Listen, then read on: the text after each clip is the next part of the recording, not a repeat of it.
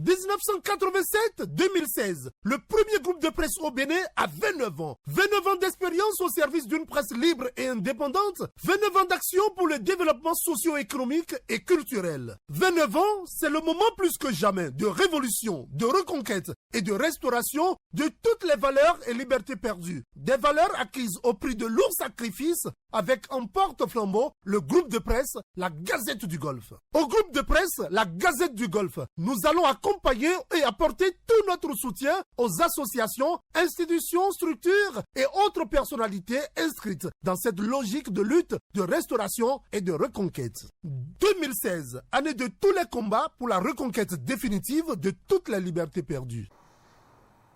Le mercredi 6 janvier 2016, les responsables de Golf TV Africa ont été invités à une séance de travail avec les autorités de la HAC. La séance avait porté sur 2 reportages que nous avons diffusés en long format. Le premier a trait à la conférence que le candidat Patrice Talon a animée avec la diaspora à Paris. Et le second est relatif à la conférence de presse du professeur Albert Thévoigré, conférence de presse au cours de laquelle il a rendu public son choix pour la présidentielle de 2016. Il nous a été fondamentalement reproché le fait que nous ayons diffusé à plusieurs reprises ces 2 reportages sur nos antennes. Ensuite, il a été ajouté que notre attitude n'a pas respecté l'article 4 de la décision numéro 15-052 du 18 novembre 2015 portant réglementation des activités des médias pendant la période de la pré-campagne pour la présidentielle. Nous avons dit que nous avons compris et nous nous étions entendus avec les autorités de la HAC. Le vendredi 8 janvier 2016, les mêmes autorités avec qui nous avons échangé 2 jours plus tôt étaient venues cette fois-ci au siège du groupe de presse La Gazette du Golfe pour échanger avec nous sur un reportage que nous avons diffusé toute cette journée et qui avait rapport avec l'incident regrettable survenu au Kangezo et qui a coûté la vie au caporal Mohamed Dangou. Il nous a été dit que le traitement que nous avons fait de cette information n'a pas tenu compte de la sécurité de l'État. Nous avions dit aux autorités de la HAC que nous avons compris. Et pour montrer notre bonne foi, tous les autres reportages qui étaient en instance sur le même sujet, nous avons pris des dispositions pour surseoir à leur diffusion. Parce qu'avant l'arrivée des autorités de la HAC, nous étions déjà allés rencontrer les responsables des organisations syndicales, les responsables de l'Organisation pour la défense des droits de l'homme et des peuples, les responsables de la Ligue pour la défense des droits de l'homme. Nous avons même couvert la marche à Djougou des parents du caporal Mohamed Dangou. Mais tous ces reportages n'ont pas été diffusés parce que nous avons eu une rencontre avec les autorités de la HAC qui ont attiré notre attention sur une dimension de cet événement qui nous a peut-être échappé. Il se fait que maintenant, ces 2 sujets que nous avons déjà vidés devant les autorités de la HAC reviennent dans une convocation qui nous est adressée dans des circonstances qui nous interpellent. Pour nous, ce sont des signaux forts au regard d'un certain nombre d'événements qui jusque-là ne sont connus que de nous, mais qui cette fois-ci vont être portés à la connaissance de l'opinion publique. Je vais laisser le directeur de la télévision vous donner les détails et les précisions sur cette convocation et le contexte dans lequel elle nous a été adressée. Si nous avons tenu à organiser la réunion de crise de ce matin, c'est d'abord et avant tout parce que depuis plusieurs jours, des informations graves et persistantes nous parviennent. Des informations faisant état de ce que Golf TV sera interdite de la couverture de la campagne électorale. Nous sommes dit, c'est grave. Aucun individu, aucune institution, même la RAC, ne pourrait se permettre de prendre une décision aussi grave, aussi dangereuse, en une période aussi sensible. Mais le signal fort nous est parvenu lorsque l'ARAC, le samedi 23, nous adresse une convocation pour une audition publique le mardi 26. Mais on s'aperçoit que la convocation est datée de ce même samedi. On s'interroge. Une ARAC qui se réunit, statue sur des sujets déjà vidés devant elle, et qui se réunit un samedi pour inviter à une audition publique pour le mardi suivant. Ça interpelle. Déjà que le vendredi, des événements sont survenus ici à GovTV Africa. Et on nous a promis qu'on nous enverrait la hack si on ne s'aligne pas. On nous a promis fermement qu'on va fermer GovTV Africa, qu'on va nous interdire de couverture. La campagne électorale, il y a lieu de s'inquiéter. Et nous avons dit, à partir de ce moment, il n'y a plus lieu de garder seulement cette information pour nous-mêmes. Il faut la porter devant l'opinion publique pour que l'opinion publique nationale et internationale en soit témoin. En tout cas, étant directeur d'une chaîne de télévision, de GovTV Africa, je suis convaincu et persuadé que je suis à la tête d'un groupe qui fait convenablement bien son travail et je n'ai aucun souci à me faire pour cela. Le groupe de presse La Gazette du Golfe a une histoire avec les pouvoirs successifs que nous avons eus au Bénin et plus particulièrement avec celui en place. Nous avons pendant longtemps accompagné le régime actuel au moment où il posait des actes qui, pour nous, garantissaient la protection des libertés. À cette époque, les adversaires politiques du gouvernement ont pris en adversité les journalistes de GovTV Africa qui ont payé un lourd tribut pour le soutien parfois trop affiché que leur chaîne apportait à l'exécutif.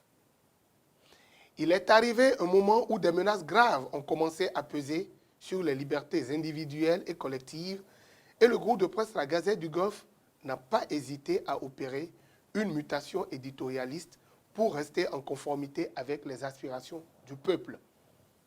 Ce n'est pas le groupe de presse La Gazette du Golfe ou GovTV Africa qui élit le président de la République. Nous sommes des éveilleurs de conscience, mais nous ne sommes pas détenteurs exclusifs de la conscience électorale nationale.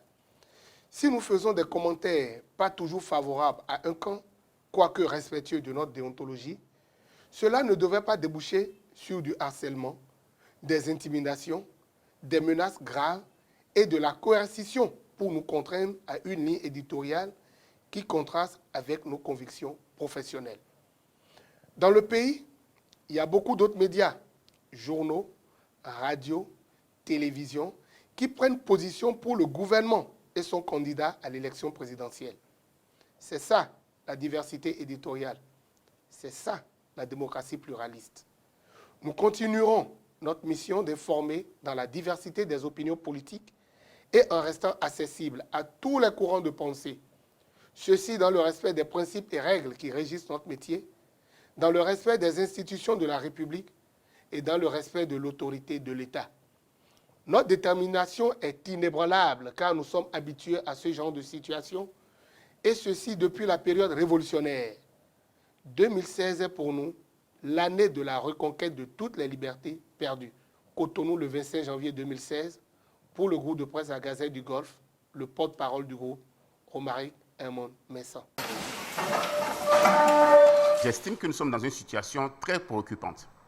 Et ceci est prémédité. Tout ce qui se passe aujourd'hui est bien calculé, est bien prémédité. Nous avons pris l'option aujourd'hui de lutter pour la reconquête de toutes les libertés perdues dans notre pays. Le groupe de presse La Gazette du Golfe est à l'avant-garde et nous sommes le père de la liberté de la presse au Bénin. À partir de ce moment-là, nous avons un rôle à jouer, une défense de liberté à assurer. La HAC, cette mandature de la HAC, est sous ordre. Et ce qui se passe est extrêmement grave. Vous vous rendez compte qu'on interdise et qu'on coupe de diffusion GovTV Africa pendant un mois. Nous avons un gouvernement, nous avons des autorités dans ce pays. Pour un problème administratif, pour un problème fallacieux administratif, on interdit, On s'en fout des emplois, on s'en fout des charges. Pendant tout un mois, nous n'avons pas pu émettre. Ceci était un acte programmé. Et on le savait déjà, on nous avait déjà dit qu'on va vous couper. Ou vous alignez, ou on vous coupe. C'est ça en fait le truc. Et aujourd'hui, ce qui se passe nous démontre qu'on veut absolument nous interdire de couvrir l'élection présidentielle.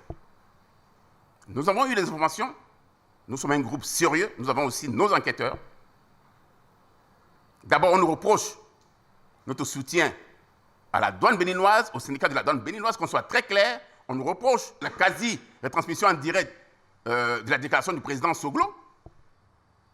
Et aussi le fait que nous sommes aujourd'hui en partenariat avec le FONAC qui veut lutter contre les fraudes au Bénin. Nous, personne ne va nous enlever le sourire. Personne ne va nous enlever notre détermination. Nous sommes convaincus que ce que nous faisons est juste. Au sein du groupe, personne ne nous fera peur. En fait, le problème est plus pernicieux que ça. Comment ils ont fait pour couvrir le territoire national? Comment ils ont fait pour retransmettre en direct tous les événements qui se passent sur le territoire national? Ils disent qu'ils ont donné autour de 20 milliards ou 21 milliards à l'ORTB. L'ORTB n'a pas pu faire ce que nous on fait aujourd'hui. Donc nous, si on avait 4-5 milliards, nous allons transformer le Bénin en télévision. Le problème des libertés, aujourd'hui au Bénin, est un problème sérieux auquel nous devons faire face. Plus il y aura la liberté, plus il y aura une classe moyenne qui va émerger au Bénin. Aujourd'hui, on s'en fout des emplois qui disparaissent. C'est ça la réalité. De toute façon, moi j'ai prévenu depuis plusieurs jours déjà les leaders syndicaux du pays. J'ai prévenu tous ceux qui sont là, qui vont lutter avec nous. Quel que soit le président qui va s'installer en avril 2016 à la Marina, il faut qu'ils comprennent qu'il n'y aura pas de répit. Il n'y aura aucun répit par rapport aux libertés que nous devons reconquérir. Ces libertés que nous avons gagnées à prix d'or, de sacrifice, d'intimidation, au risque de notre vie. Nous n'allons pas négocier ça là. Je dis que la RAC doit comprendre que cette fois-ci, nous allons lutter. Ils peuvent fermer. Le pouvoir public a la force de fermer. Nous allons envoyer tout le monde au chômage. Nous allons attendre. Mais la lutte va continuer. Quelle que soit la manière dont elle va se mener, mais elle se mènera. Ce matin, nous avons eu une réunion de crise et mon intervention est précise. C'est pour prendre l'opinion nationale et internationale à témoin pour les actes graves auxquels nous assistons aujourd'hui au Bénin. 1987-2016, le premier groupe de presse au Bénin a 29 ans. 29 ans d'expérience au service d'une presse libre et indépendante. 29 ans d'action pour le développement socio-économique et culturel. 29 ans, c'est le moment plus que jamais de révolution, de reconquête et de restauration de toutes les valeurs et libertés perdues. Des valeurs acquises au prix de lourds sacrifices avec en porte-flambeau le groupe de presse, la Gazette du Golfe. Au groupe de presse, la Gazette du Golfe, nous allons accompagner et apporter tout notre soutien aux associations, institutions, structures et autres personnalités inscrites dans cette logique de lutte, de restauration et de reconquête. 2016, année de tous les combats pour la reconquête définitive de toutes les libertés perdues.